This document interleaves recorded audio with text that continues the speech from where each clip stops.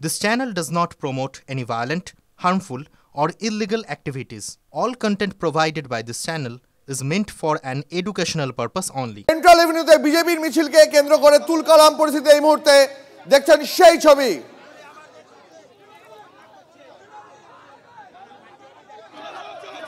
বন্ধের সমর্থনে বিজেপির মিছিল বেরিয়েছিল, তার পাশাপাশি তৃণমূলের আরেকটি মিছিল চলছিল। এই দুই মিছিল মাস্কট স্পিন কন্ট্রোল ল্যাবের পরীক্ষায় এটি প্রমাণিত। কিয়াসেট আলোপেক্স পেন্টা অ্যাক্টিভ নতুন চুল গজাতে সাহায্য করে, চুল পড়া বন্ধ করে। কিয়াসেট Alopex penta active 10 hair fall প্রবলেমের একমাত্র সলিউশন। আর তারপরে এই ঘটনাস্থলে তুলকালাম পরিস্থিতি তৈরি হয়। সুকান্ত মজুমদার বিজেপির রাজ্য সভাপতি देखिए ममता बनर्जी की पुलिस शांति से कोई भी डेमोक्रेटिक आंदोलन को करने नहीं दे रही है। यही ममता बनर्जी की पुलिस है। Mamata Banerjee police unable to maintain the law and order, they are creating the hegemony in the state and they are arresting the BJP worker. দেখুন যেভাবে বিজেপি কর্মীদেরকে তোলা হচ্ছে, অগণতান্ত্রিক পদ্ধতিতে তোলা হচ্ছে। আমরা আমাদের এই আন্দোলনকে জারি রাখবো। এই আন্দোলনকে এইভাবে অসফল করা যাবে না, এটা মানুষের আন্দোলনে পরিণত হয়েছে। একটাই স্লোগান, দফা অনেক, দাবি এক, মমতার পদত্যাগ। সেন্ট্রাল এভিনিউতে বিজেপির মিছিল চলছিল, সেই সময় পাশ দিয়ে তৃণমূল ছাত্র পরিষদের আরেকটি মিছিল যাচ্ছিল। পুলিশ দুপক্ষকে আলাদা করার চেষ্টা করে, আর তাকে কেন্দ্র করে এই মুহূর্তে তুলকালাম পরিস্থিতি তৈরি হয় সেন্ট্রাল এভিনিউতে। এই মুহূর্তে বিজেপির রাজ্য সভাপতি তিনি রয়েছেন সেখানে। আপনারা দেখতে পাচ্ছেন তুলকালাম সেই মুহূর্তের ছবি। সেন্ট্রাল এভিনিউতে তুলকালাম পরিস্থিতি, বিজেপি সমর্থকদের সঙ্গে পুলিশের কার্যত ধস্তাধস্তি। সুকান্ত মজুমদার তিনি অভিযোগ করলেন বিজেপির কর্মকর্তাদের, বিজেপি সমর্থকদের পুলিশ তুলে নিয়ে যাচ্ছিল, তাই তিনি ঘটনাস্থলে এসেছেন। আর এই মুহূর্তে তুলকালাম পরিস্থিতি চলছে সেন্ট্রাল এভিনিউতে, দেখতে পাচ্ছেন সেই ছবি। পুলিশের সঙ্গে বিজেপি কর্মীদের ব্যাপক ধস্তাধস্তি চলছে সেন্ট্রাল এভিনিউতে এই মুহূর্তে। বিজেপির রাজ্য সভাপতি সুকান্ত মজুমদার তিনি যেমনটা অভিযোগ করছিলেন একটু আগেই, যে পুলিশ বেছে বেছে বিজেপি সমর্থকদের সেখান থেকে তুলে নিয়ে যেতে চাইছিল। সেন্ট্রাল এভিনিউতে এই মুহূর্তে বিজেপি সমর্থকদের সঙ্গে পুলিশের ধস্তাধস্তি, তুলকালাম পরিস্থিতি এই মুহূর্তে দেখছেন সেই ছবি।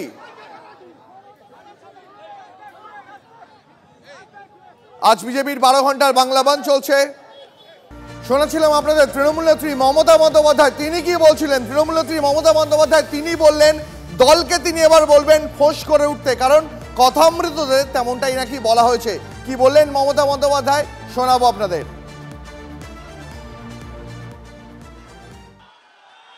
আমাকে অনেক গালাগালি দিয়েছেন, অনেক অসম্মান করেছেন, আমি অনেক ভেবেছি, কিন্তু আমি ভেবে দেখলাম যে এদের বিরুদ্ধে আমি কোনোদিনও বদলা নিইনি।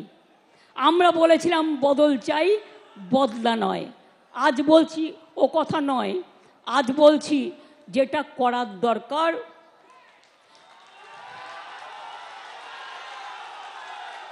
সেটা আপনারা ভালো বুঝে করবেন। আমি অশান্তি চাই না, কিন্তু উৎসব প্রচার চক্রান্ত করে যে আপনাকে রোজ কামড়াচ্ছে, আপনি তাকে কামড়াবেন না, কিন্তু ফস্ত করতে পারেন।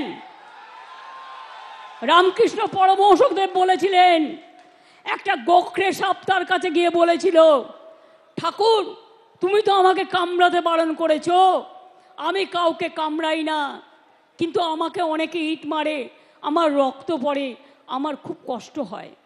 ঠাকুর বললেন, শোনো তোমাকে আমি কামড়াতে বারণ করেছি, তোমাকে আমি ফোঁস করতে বারণ করিনি। আগামী দিন আপনাদের কাজ হচ্ছে চক্রান্তকারীদের মুখোশ খুলে দিয়ে ফোঁস করতে শিখুন, ফোঁস করতে শিখুন, ফাঁস করে দিন।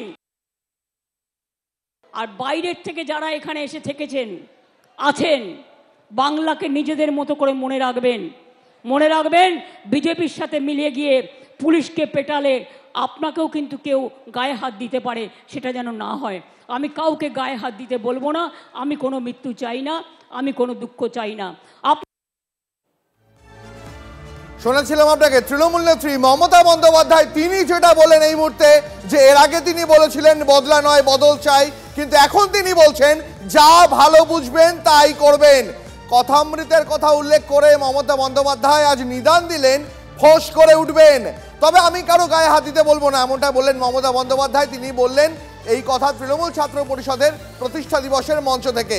মমতা বন্দ্যোপাধ্যায় তার গলায় আজকে চড়া সুর। তিনি বললেন আগে বলেছিলাম বদলা নয় বদল চাই, কিন্তু এখনো বলছি আপনারা যা ভালো বুঝবেন তাই করবেন, এমনটাই বললেন মমতা বন্দ্যোপাধ্যায়। দলের নেতা কর্মীদের ফোঁস করে ওঠার বার্তা দিলেন মমতা বন্দ্যোপাধ্যায়। তিনি বললেন কেউ যদি কুৎসা করে তাহলে ফোঁস করে উঠবেন, বললেন মমতা বন্দ্যোপাধ্যায়। আর কি বললেন তৃণমূল ছাত্র পরিষদের প্রতিষ্ঠা দিবসের মঞ্চ থেকে শোনাবো। রাজ্যের হাতে পাওয়ার নেই, রাজ্যের হাতে পাওয়ার থাকলে আমি 7 দিনে করে দেবো। যারা ধর্ষক করবে তাদের একমাত্র শাস্তি ফাঁসি, ফাঁসি, ফাঁসি, আর কিছু নয়। আমি নেক্সট উইকে অ্যাসেম্বলি কল করব বিধানসভায় স্পিকারকে বলে, এবং আমরা ওয়েস্ট বেঙ্গল অ্যাসেম্বলি থেকে আগামী 10 দিনের মধ্যে ফাঁসির, ধর্ষকের ফাঁসি চাই, এই বিল আমরা পাশ করে রাজ্যপালের কাছে পাঠাবো। আমি জানি রাজার পাঠ, রাজাবাবু কিছু করবে না, না করলে মেয়েরা মনে রাখবেন রাজভবনে গিয়ে বসে থাকবে ঘন্টার পর ঘন্টা, ভাইরাও থাকবে। এ বিল সই করতে হবে, রাজ্যপালের কাছে, রাষ্ট্রপতির কাছে পাঠিয়ে দিয়ে দায়িত্ব সারলে হবে না।